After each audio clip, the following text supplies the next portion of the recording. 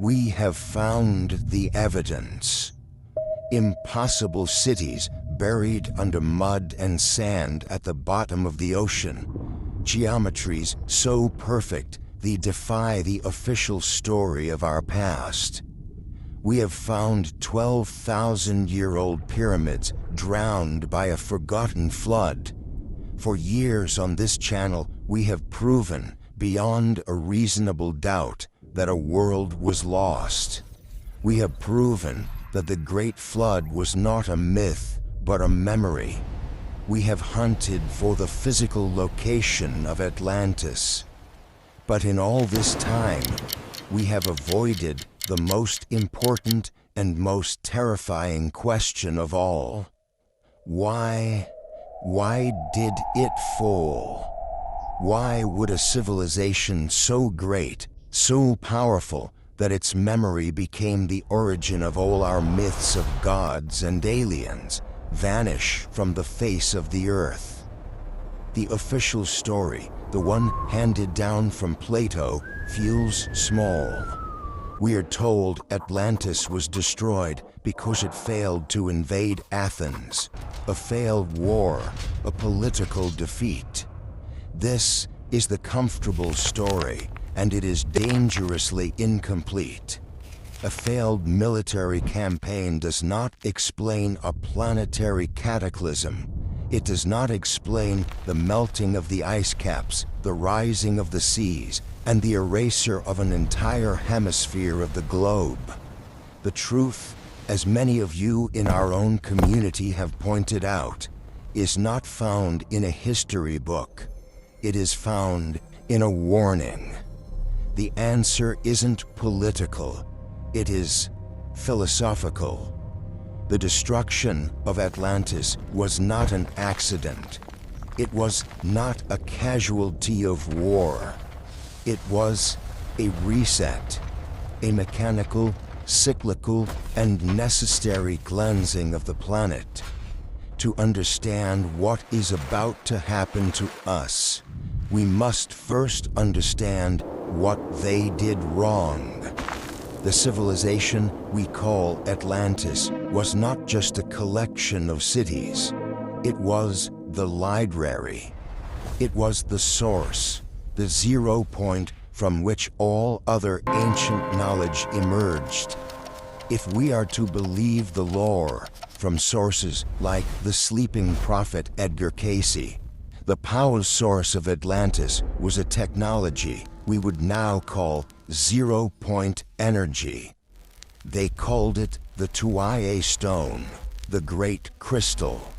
It was a device that drew energy directly from the Earth's magnetic field, from the sun, and from the cosmos itself. It was limitless, it was clean, and it was this limitless energy that powered their entire world. This wasn't just for light bulbs.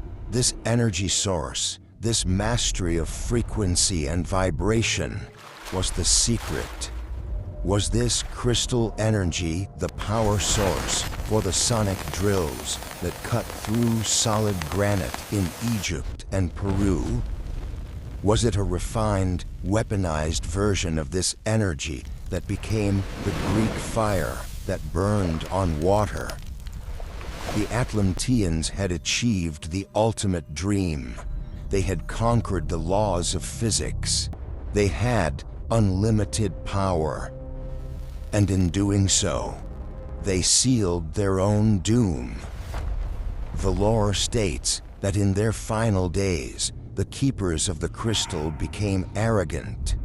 They began to tune the energy higher and higher, using it not just for power, but for control, for weapons. They played God, and the machine they had built to power their world became the engine of its destruction. The crystal overloaded. The frequency tore the very fabric of the continent apart. They did not suffer a cataclysm. They caused it. This is a powerful theory. It explains where the lost supertext came from. and why they vanished. But it assumes the disaster was an accident, a technological error. Our second theory is far more terrifying. It suggests the technology was not the problem. The problem was the people. This is the theory that resonates most deeply with our community, the theory of the karmic reset. It is the central warning of philosophies like those found in Mu and Kip Nyen Shin. The fall of Atlantis was not an accident. It was a consequence. This theory states that the Atlanteans reached the absolute pinnacle of technological achievement, and in doing so, they fell into an abyss of spiritual decay. They became a civilization obsessed with the material, with power, with wealth, and with extending their own physical lives. The lore speaks of a society that, in its hubris, began to experiment with life itself. When we hear the ancient myths of titans warring with the gods, or the Nephilim and giants who walked the earth, are we hearing fairy tales? Or are we hearing the fragmented memory, the myth as memory, of an Atlantean high society that had begun to genetically engineer itself? They saw themselves as gods, but they had become demons. In this theory, the Great Flood was not a random geological event. It was a mechanism. It was the planet's own immune system, or perhaps a cosmic law, kicking in to purge a sickness. It was a cyclical, fundamental war of the universe. When a civilization's technological power becomes greater than its spiritual wisdom, the cycle must be reset. The planet must be washed clean, sterilized, so that life can begin again. Atlantis was not destroyed by a flood. It was destroyed by its own arrogance, by its own karma. But there is one final theory, one that combines the first two.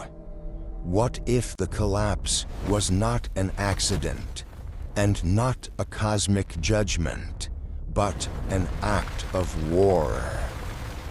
Plato's story of a war with Athens always felt wrong. A superpower like Atlantis would not be defeated by a small, primitive city-state. But what if Athens was just a code name, a placeholder for an enemy of equal power? The lore of Lost Lands is not singular.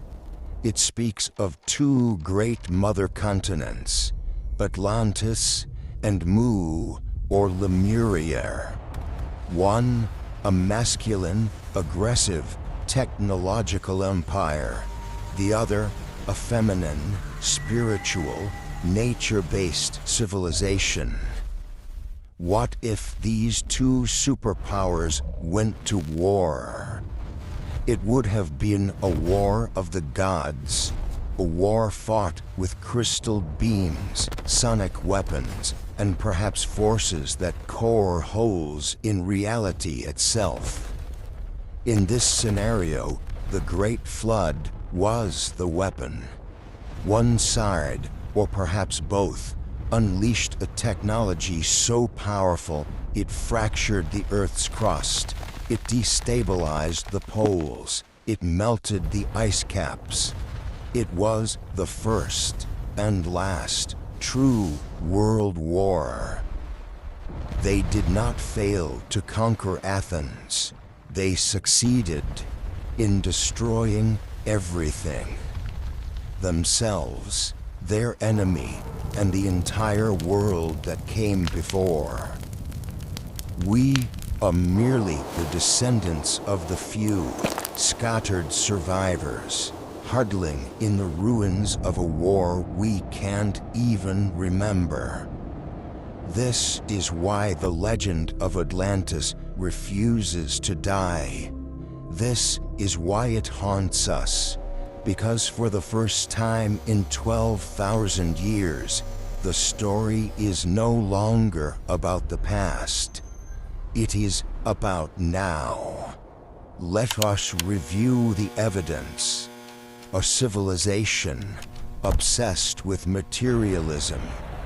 A civilization that places its faith entirely in technology, believing itself to be the pinnacle of creation.